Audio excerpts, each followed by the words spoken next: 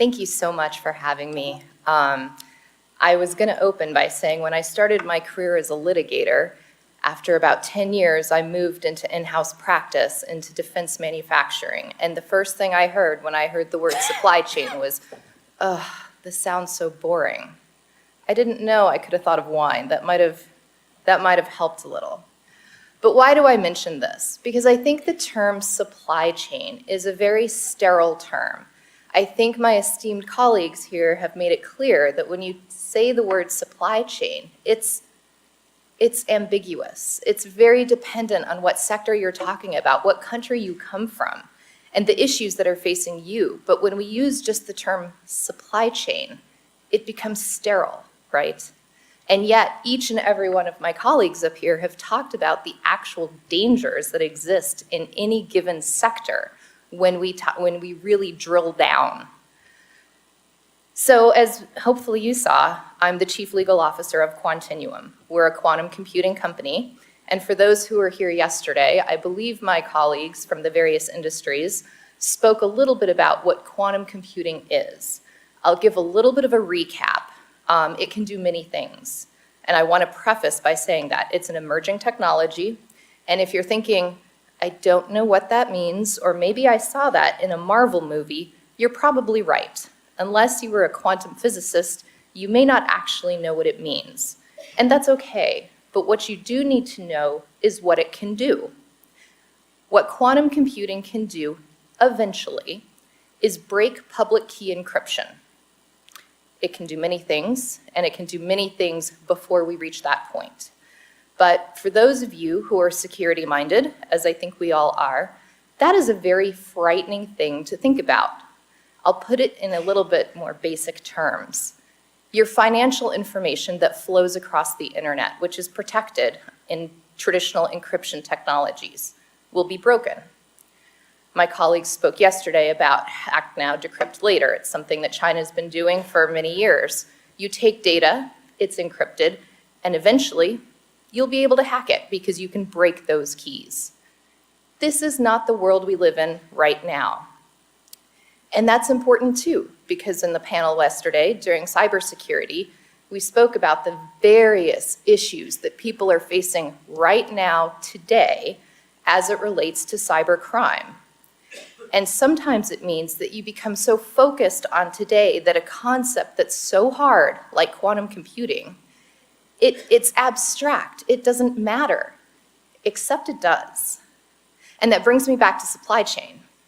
Because in quantum computing, you kind of lump it in with AI or machine learning or cryptocurrency.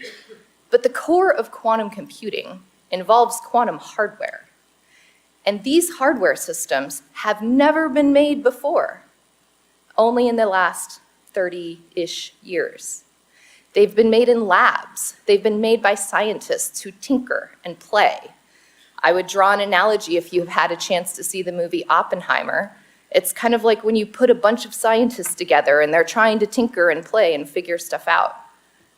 Recently, in this industry, these systems are becoming more powerful. They're starting to enter into the regular marketplace. Companies like mine are making them available both on the web and through direct access. But at the heart of it, it comes down to this. I know you can't see it, so I apologize. I should have had slides. But effectively, this is a trap. This is how we generate our qubits. At Quantinuum, we make these ourselves. For those in the back, it's about the size of your thumbnail, okay? This isn't just the system, though. This is one little part of it. It's surrounded by a bunch of electrodes that essentially are connected to a bunch of computers that send signals. We put it into a vacuum chamber. It's about the size of a football. In that vacuum chamber, we pump in helium. Now, if you've seen pictures of certain quantum computers, they don't all look like ours. You might have seen IBM's. They have a superconducting system. It's a really, really pretty image of a gold-looking chandelier. That's actually a dilution refrigeration system that actually uses helium, but I'll get to that in a moment. Our system is surrounded, as I mentioned. We have our vacuum chamber. And we then take lasers. We point those lasers through a bunch of lenses, little optical things, like when you go to the eye doctor and you have to look through stuff, kind of looks like that. We send those lasers through those lenses to get the waves just right, and then we pump them into the chamber to go up into this trap. Why do I tell you this? Because the actual system is about 100 square meters. I actually had to Google that because I am American, and so for those of us who are from the United States, that it's about 1,100 square feet. All of the parts that go into making this system come from 900 vendors from around the world. And that's just the parts that we touch. Each of those parts, right, those subcomponent parts, the sub-assemblies, the computer systems, the motherboards, the chips in those own things, come from a huge, huge, huge long line of suppliers from all over the world. What's more, in our industry, and before I get there, we bring all those parts together and our scientists tinker and put them together. These systems are not static. They're growing. We have to scale them to get to that really scary thing I mentioned, where we break public key encryption. Not that Quantinuum would, but the systems themselves. That is coming, and it's coming through building out the supply chain. It's coming through finding the scarce resources that go into these sub-assembly parts, these subcomponent parts that are necessary in order to build your system. And this has to grow. It has to get bigger. We have to change how it's designed so that we can continue to make them stronger, bigger, and better. But that means we have to talk to our suppliers, to our vendors. We have to collaborate. Many of our key component parts require us to have actual joint development with other suppliers. And I go back to my statement that in our industry, 80% of our suppliers are global. Now, we have worked very hard to not incorporate any direct parts from China, but it is undoubtedly true that raw materials that go into some of the parts we receive are coming out of China and other regions. That's just the nature of what we have today in the global economy. So what does this mean again to emerging technologies? It means that there's a lot of necessary collaboration to continue to grow these various emerging fields. It means that we have to be able to talk to vendors in Germany, Austria, the UK, Finland, all around the world to be able to say, hey, we've changed this thing. We need you to make a change to your thing.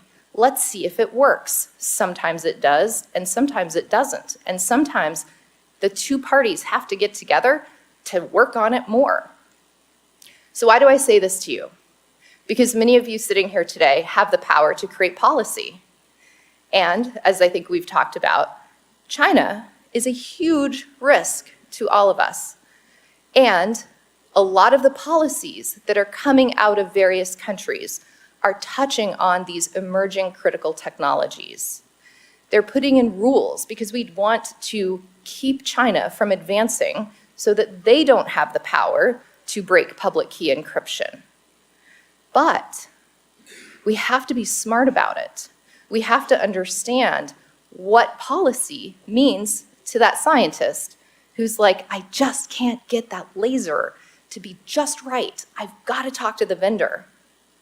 And certainly we have export controls, and it's easy, I suppose, for companies to go and get licenses and have these conversations.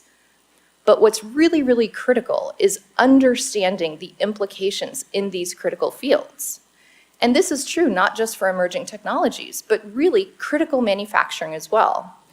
Because any company that you speak to is worried about three things: their people, their places, and their things. I've talked about things for a minute, but one of the other critical pieces are the people and the know-how. And one of the things that at least we in the United States, but really in many of the advanced economies around the world have done, is outsourced the know-how to build these things. And as we are looking to bring that back into the United States and into our allied countries, what we're finding is a lack of skilled workers who have the ability to know how to make the things or do the things on the factory floor to be able to create these parts. And I realize that, again, in speaking about supply chains, it's kind of like boiling the ocean. But all of this is critical because it's all interwoven into what is the fabric of each and every one of our countries. The skilled workers, the resources, the raw materials, the ability to ship in and out of other areas. Understanding what your critical supplies look like and what the critical manufacturing, the exports and the imports, where they're coming from and where the fragility lies is absolutely crucial in then being able to set policy. With that, I again thank you so much for letting me speak. Hopefully, if you have any questions, I'm happy to answer. Thank you.